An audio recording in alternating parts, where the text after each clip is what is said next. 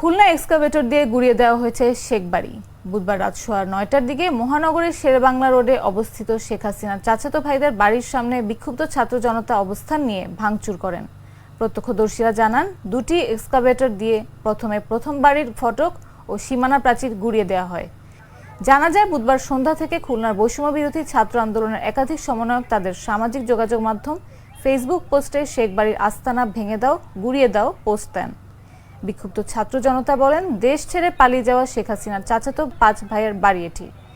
4 August পালিয়ে যাওয়ার আগে এই বাড়িকে ঘিরে মাফিয়া গডফাদারদের স্টাইলে নিয়ন্ত্রণ করা হতো খুলনা সহ পুরো দক্ষিণাঞ্চল। এই শেখবাড়ি খুলনার সকল অপকর্মের আস্তানা ছিল। এই বাড়ির প্রত্যেকটি ইটে নির্যাতিত সাধারণ মানুষের রক্ত রয়েছে। এই শেখবাড়ির লোকজন সবসময় সাধারণ মানুষদের অত্যাচার করেছে।